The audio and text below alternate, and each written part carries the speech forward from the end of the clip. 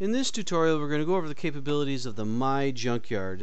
In order to access this link, you have to be a registered user, either as a buyer or a seller. We're going to start off by taking a look in the My Junkyard and the seller's point of view. As you can see here, there's a lot going on. There's a lot of links that where you can access pretty much every single page within the site. And immediately it opens up into the active auctions. As a seller, all your auctions that you have going on are going to be right here at your fingertips. So it has a picture, the auction's title, the started and ends, the number of bids, the maximum bid, and actually the bidder's ID, so you can click onto that to make sure everything looks legit as far as who's bidding on your items.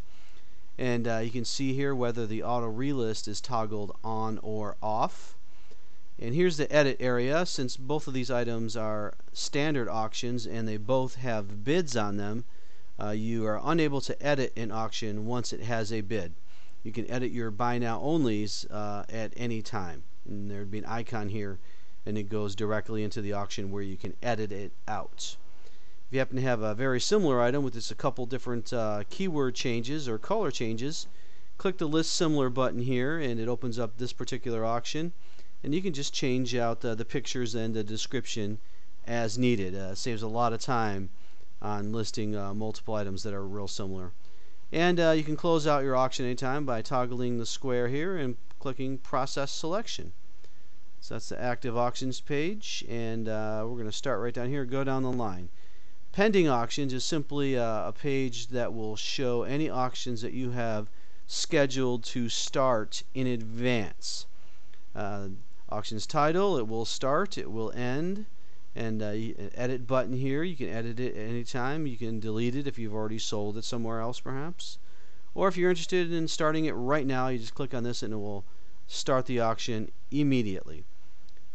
Next we have the closed auctions link, and this is simply a page that if you have not utilized the auto relist button and your auction has run its course and has not sold, it will drop off within the closed auctions page.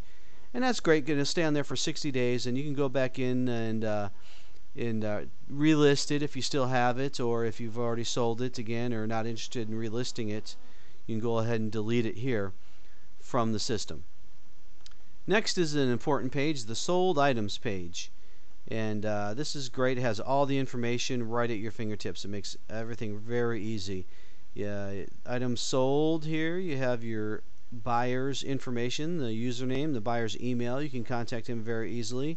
And the feedback button, if you have not left feedback for him, you can click on that, and we have both buyers and sellers leave feedback for each other here on JunkYardFind.com.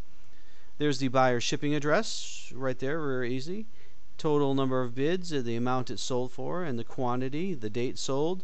And if you happen to have a couple more of them, you click the relist button and it can go right back there and start the auction all over again. These are just a couple of bookkeeping areas here. If you want to remind yourself that indeed the item was paid, you can check there, and remind yourself that you shipped the item, you check there. These are not done automatically. You have to go in there and manually do those to keep reminders for yourself, and then click Save Selection, and it will save your bookmarking reminders of what's going on with that particular item. And you got some shipping links there in case you want to purchase some shipping supplies or gather competitive rates on the different shippers. So great page there, very easy to get through all the information. Next we have the item watch, and this is simply a page if you're interested either as a buyer or a seller, you want to watch a particular item that's up for auction. As you're browsing through items and you click on an item's title, you will see there's a couple of capabilities here.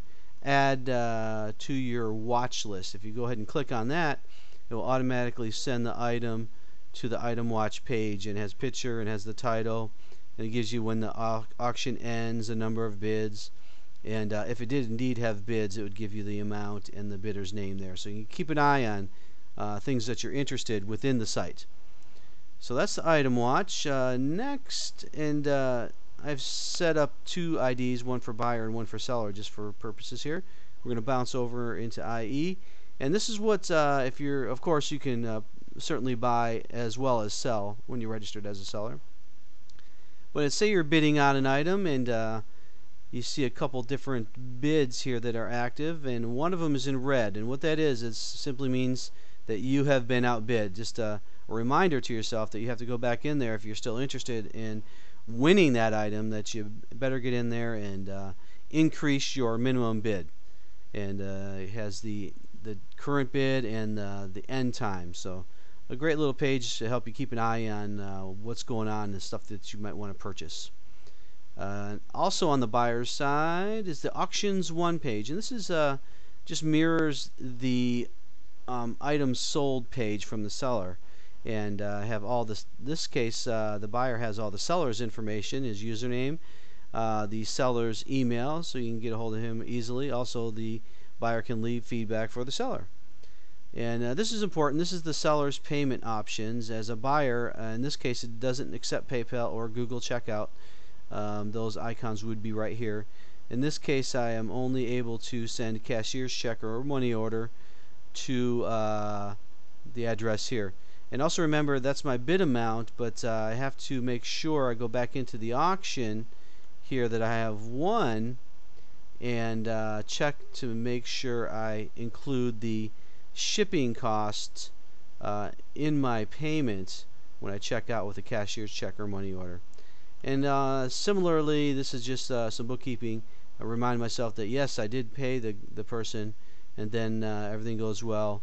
I did indeed receive the item, and I have to click Save Selection on those as well to keep my bookkeeping up to date.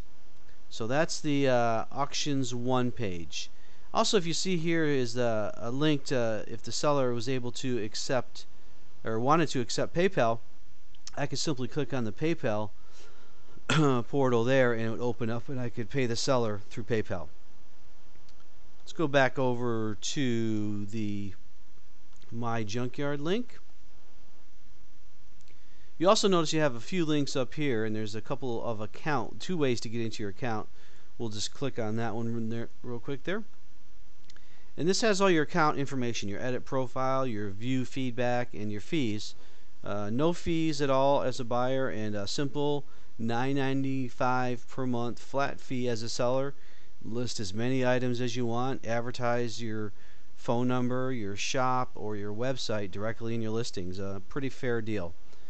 Let's go ahead and click Edit Profile, and that opens up all your registration info here.